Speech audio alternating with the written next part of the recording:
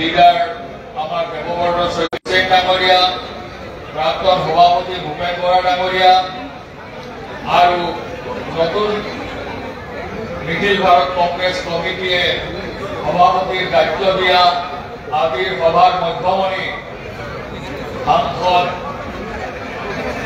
গৌরব গগৈ ডাঙরিয়া, আমার কার্যকারী সভাপতি জাকির হুসেন সিকদার, রোজলিনা তির্কি আর আমার প্রদীপ সরকার, উপস্থিত থাকা আমার কংগ্রেস কর্মীসকল, মই মাত্র আপোনালোকক দুটামান কথাহে মই কব বিচাৰিছো।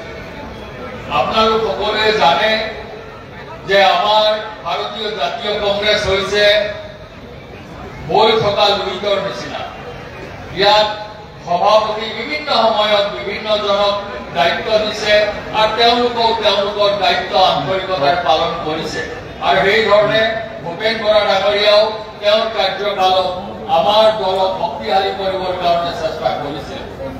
প্ৰথম আৰ প্ৰধান কথা, আমি অসমৰ কংগ্ৰেসী সকলে বেলেগ উদাহৰণ আমি চাব নালাগে। প্ৰথম নিজৰ বিষয় ওপৰতে আমাৰ বিশ্বাস হব লাগিব যে আমি গৌৰব গগৈৰ নেতৃত্বত আমি পৰিবৰ্তন আনিব পাৰিম।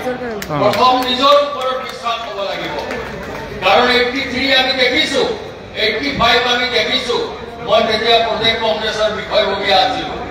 কি ধৰণে সেই সময়ত কংগ্ৰেছ কৰ্মীসকলে একাগ্ৰতাৰে স্বৰ্গীয় হিতেশ্বৰ শইকীয়াৰ নেতৃত্বত 1991 চনত যি অসমত আমাক বদন দেশদ্ৰোহী কৰিছিল বুলি কৈছিল, কাগজত এটা কলম থাকে, সদায় বাতৰি কাকতৰ 2-3 নম্বৰ পৃষ্ঠাত কংগ্ৰেছৰ পৰা পদত্যাগ, খালি নামবোৰ বদলি গৈ থাকে, এনেকুৱা এটা আছিলে। সেই সময়ত বহু কংগ্ৰেছ কৰ্মীসকলক উগ্ৰবাদীসকলে হত্যা কৰিলে। আপোনালোকে এই কথা আপোনালোকে ভালকে জানে।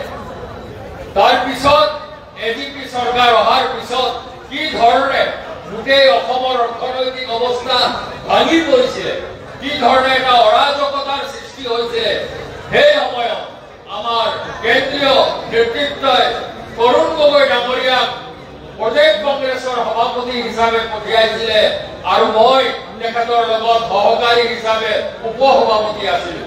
আমি কিমান কষ্ট কৰি সেই সময়ত এই কেইটা বছৰ একেলগে কষ্ট কৰি ৰাইজৰ ওচৰত যোৱা হল, ৰাইজৰ লগত কথা পতা হল, ৰাইজে তৰুণ গগৈৰ নেতৃত্বত বিপুলভাৱে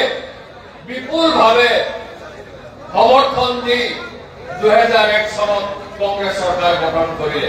সেই ক্ষমতা আপোনালোকৰ আছে, সেই ক্ষমতা আপোনালোকৰ লগত আছে। মই এটা কথা আপোনালোকক মই কব বিচাৰো, এইটো ক'বাত মিটিঙত গলে মই কওঁ যে তৰুণ গগৈ ডাঙৰিয়া আৰু মই একেলগে একেটা গাড়ীত আমি গহপুৰলৈ মিটিং কৰিবলৈ গৈছিলো।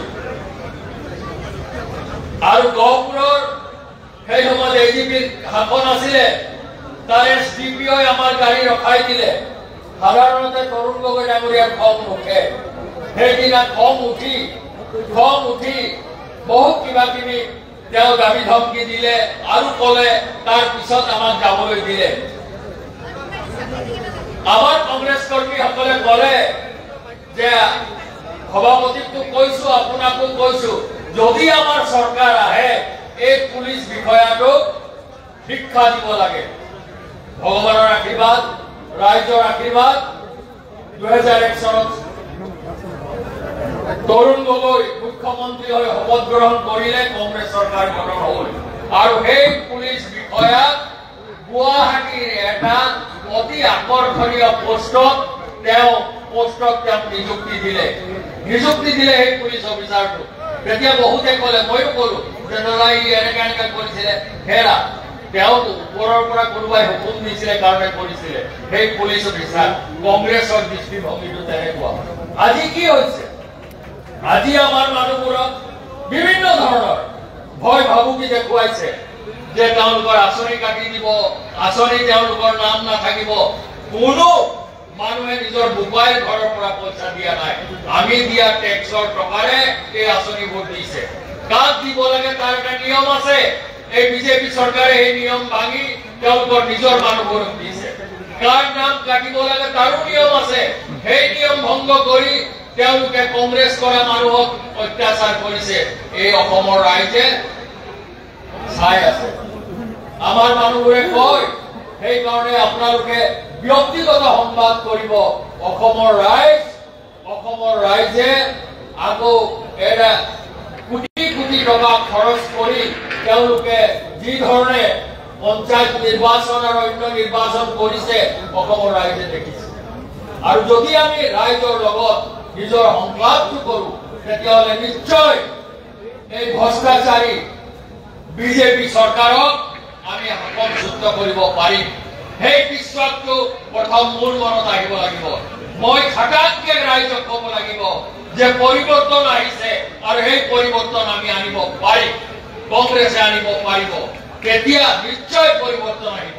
আৰু গণতন্ত্ৰতো পৰিৱৰ্তন হোৱাটো এটা সাধাৰণ কথা, পৰিৱৰ্তন নোহোৱাটোৱে অসাধাৰণ কথা।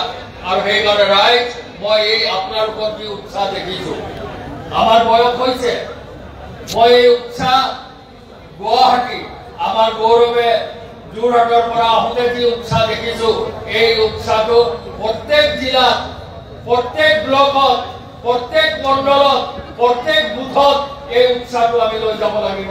আৰু এটাই উদ্দেশ্য যে এই ভ্ৰষ্টাচাৰী